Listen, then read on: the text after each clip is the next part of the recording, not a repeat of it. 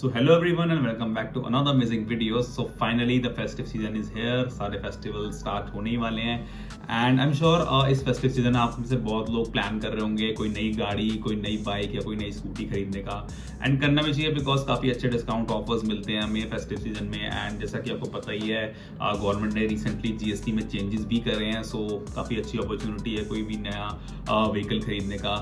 सो अब इस टाइम पे जब सबके पास इंटरनेट है तो आई एम वेरी श्योर कि कोई भी व्हीकल खरीदने से पहले आप लोग रिसर्च करते ही होंगे कि जो अब नया व्हीकल कर परचेज करने जा रहे हैं उसके क्या नए फीचर्स हैं एंड क्या उसके डिसएडवांटेजेस हैं, क्या एडवांटेजेस हैं, लोगों के रिव्यूज़ वगैरह देखते होंगे। सो आई एम श्योर जब आप ये रिसर्च कर रहे होंगे सो आपने ज़रूर एक उसकी जो स्पेसिफिकेशन शीट होती है या उसको पीडीएफ ब्रोचर ही बोलते हैं, उसको भी गो थ्रू किया होगा। अब ये पीडीएफ ब्रोचर क्या होता है, मतलब जो भी कभी भी नया कोई व्हीकल लॉन्च होता है तो उसका मैन्युफैक्चरर जो होता है एक पीडीएफ शीट या फिर इसकी स्पेसिफिकेशन शीट को लॉन्च करता है। सो ये जो शीट होती है यूजुअली आपको मैन्युफैक्चरर की वेबसाइट पे या किसी भी अदर वेबसाइट पे भी आसानी से मिल जाती है। तो उसमें सारे स्पेसिफिकेशन मेंशन किए होते हैं, इंजन कैपेसिटी और एवरीथिंग, लाइट्स, फ्यूल कैपेसिटी, हर चीज़ एवरीथिंग। सो उसी में अगर आपने किसी भी मॉडर्न बाइक या फिर किसी भी थोड़ी सी महंगी बाइक का स्पेसिफिकेशन शीट देखी हो तो स्पेसिफिकली उसके एक्सेलरेशन वाले सेक्शन में आपने एक टर्म देखी होगी, राइड बाय वायर, है ना। तो what exactly is this ride by wire, इस टर्म का मतलब क्या होता है एंड क्यों यूज करी जाती है, क्या है इसके पीछे की साइंस एंड क्या why is it different from normal accelerator. So let's discuss in detail about this and let's start the video. Okay, so what exactly is this ride by wire? So इसको समझने से पहले let's understand कि कैसे एक basic accelerator system work करता है। किसी भी बाइक में या किसी स्कूटर का भी एग्जांपल ले सकते हैं हम, ठीक है।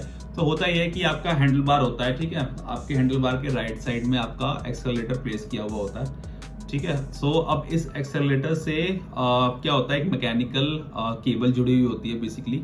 सो उसका एक एंड जो होता है आपके एक्सेलरेटर पे होता है एंड देन उसका दूसरा एंड जो होता है आपके कार्बोरेटर से जुड़ा हुआ होता है, ठीक है। अब कार्बोरेटर में भी एग्जैक्टली जो उसका बटरफ्लाई वाल्व होता है उसका जो बाहर वाला हैंडल होता है उससे जुड़ा हुआ होता है दूसरा एंड, ठीक है। अब होता क्या है कि द मोमेंट आप एक्सेलरेटर को ट्विस्ट करते हैं जितना भी, सो जो केबल है वो भी पुल होती है इसी के साथ साथ, जितना भी आप ट्विस्ट करते हैं एंड देन वो पुल होती है तो वो आपके जो बटरफ्लाई वाल्व का बाहर वाला हैंडल है, ठीक है, उसको भी वो खींचती है। देन आपका बटरफ्लाई वाल्व ओपन होता है, ठीक है। बटरफ्लाई वाल्व ओपन होता है तो उसमें ज़्यादा एयर जाती है एंड देन उसी एयर के हिसाब से आपका पेट्रोल जाता है इंजन में, मतलब जितना भी आपने अपने कार्बोरेटर में सेट कर रखा होगा मैकेनिकली थ्रू उसके स्क्रूज से, ठीक है। जो मिक्सर का स्विच होता है, स्विच कह रहा हूँ, स्क्रूज होते हैं, उसके हिसाब से जितना भी पेट्रोल आपने सेट कर रखा होगा उतना ही इंजन के अंदर जाता है। देन आपके इंजन के आरपीएम्स बढ़ते हैं, देन आपकी स्पीड बढ़ती है, ठीक है। सो इस हिसाब से आपका एक बेसिक एक्सेलरेटर सिस्टम काम करता है, ठीक है।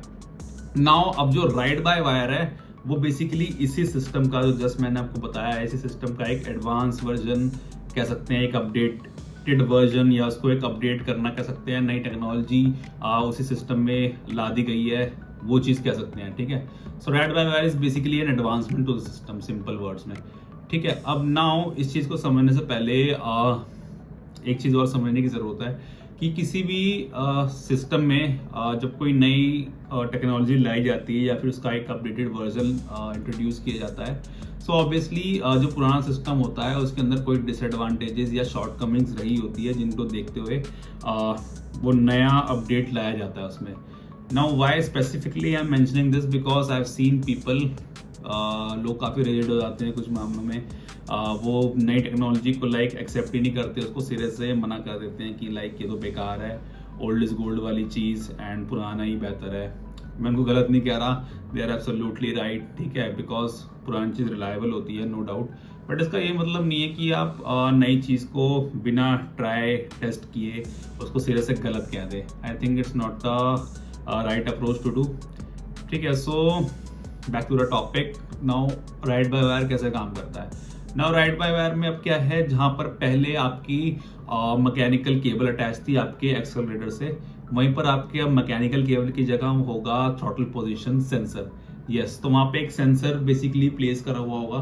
तो वो सेंसर क्या करेगा, बेसिकली आपका जितना भी आप थ्रॉटल ट्विस्ट करेंगे उसकी पोजीशन को सेंस करेगा कि आपने थ्रॉटल को कितना ट्विस्ट किया, ठीक है। देन वो जो सेंसर की रीडिंग होगी वो थ्रू एक इलेक्ट्रॉनिक वायर भेजेगा आपके ECU में। नाउ ECU इज, जैसा कि आप सबको पता होगा, engine control unit, engine control module, या बेसिकली आपके व्हीकल का कंप्यूटराइज ब्रेन। ठीक है, सो वहाँ पे वो रीडिंग भेजेगा। ठीक है, then at the same time जब आपके थ्रॉटल की रीडिंग ECU में जा रही है, उसी टाइम पे ECU को मल्टीपल सेंसर से बहुत सारी मल्टीपल रीडिंग्स आ रही होती हैं। ठीक है, जैसे फॉर एग्जांपल उसको इंजन की स्पीड की रीडिंग आ रही होती है through crank sensor, cam sensor से रीडिंग आ रही होती है।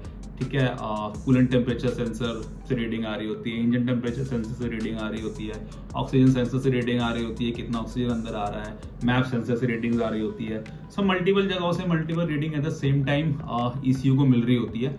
सो इन रीडिंग्स को एक साथ रीड करने से होता ये है, बेसिकली ECU क्या अचीव करता है, वो बेसिकली सेंस कर पाता है कि अभी किस एग्जैक्ट ड्राइविंग कह रहा हूँ, सॉरी, किस कंडीशंस में आपकी बाइक चल रही है।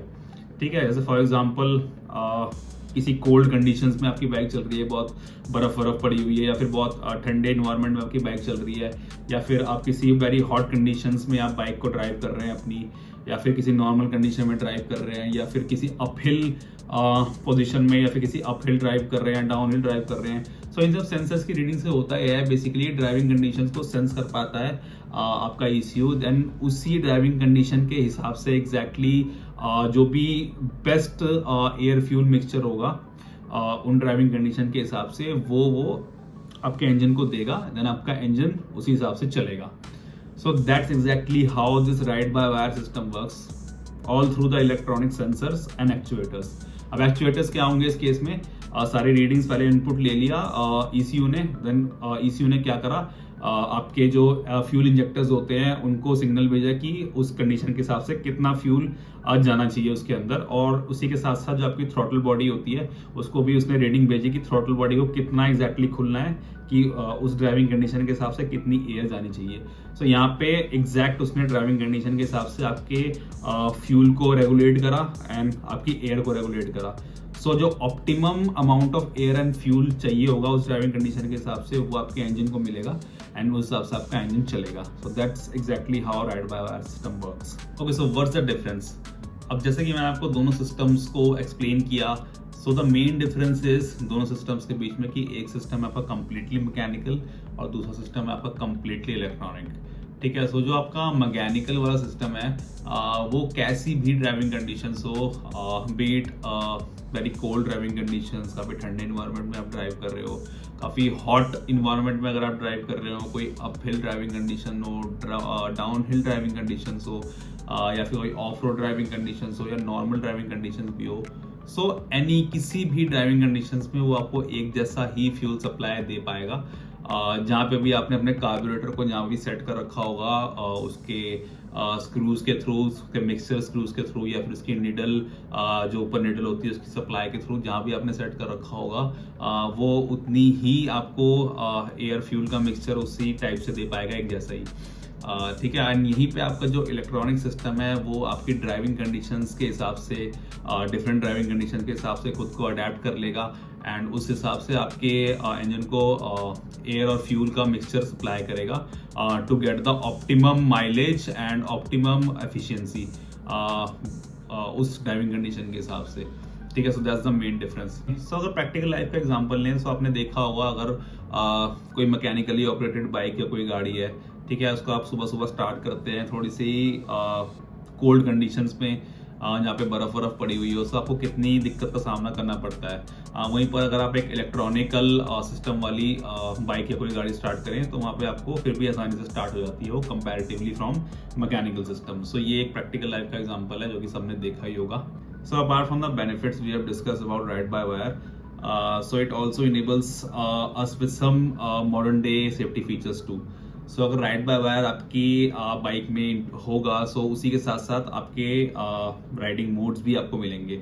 यस, सो नेक्स्ट टाइम जब भी आपको आपकी बाइक में या किसी भी और की बाइक में आपको राइडिंग मोड्स दिखें, so by default you can conclude कि यस, इस बाइक में इलेक्ट्रॉनिक थ्रॉटल या राइड-बाय-वायर सिस्टम दिया हुआ है। So that's that's a very good point.